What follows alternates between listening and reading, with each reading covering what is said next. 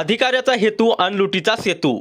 इंदापूर तहसील कार्यालयात असलेले सेतूतील अधिकारी दिवसाढवळ्या करतात नागरिकांची लूट। नमस्कार, आपण बघत आहात महाराष्ट्रातील number 1 news channel Maharashtra police news 24। जाणून घेऊया आता सविस्तर बातमी। इंदापूर नागरिकांना कमी पैशात विविध प्रकारच्या जलद सेवा देण्यासाठी शासनाने सेतू उपक्रम सुरू केला। मात्र सेतू केंद्राकडूनच नागरिकांची आर्थिक लूट होत असल्याचे वास्तव पाहावयास मिळत आहे। सेतू केंद्रावर लक्ष ठेवणारे अधिकारीही या लुटीकडे अर्थपूर्ण दुर्लक्ष करत आहेत। सेतू उपक्रमांतर्गत शासनाच्या विविध विभागांतर्गत नागरिकांना ई प्रशासकीय सेवांचा लाभ दिला जातो। नाममात्र शुल्क आकारून या सेवा नागरिकांना दिल्या जातात।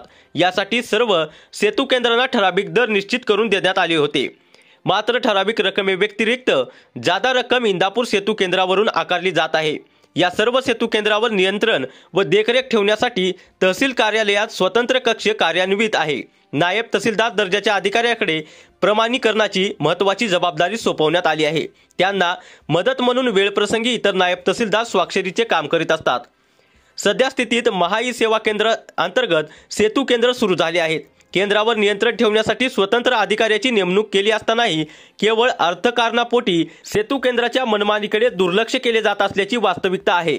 महाराष्ट्र पोलीस न्यूज 24 साठी महाराष्ट्र प्रतिनिधी अतुल सोनकांबळे। अशाच नवीन अपडेटसाठी आता सबस्क्राइब करा महाराष्ट्र पोलीस न्यूज 24 या न्यूज चॅनलला। व्हिडिओ आवडला असेल तर लाईक, शेअर आणि कमेंट करायला विसरू नका। धन्यवाद।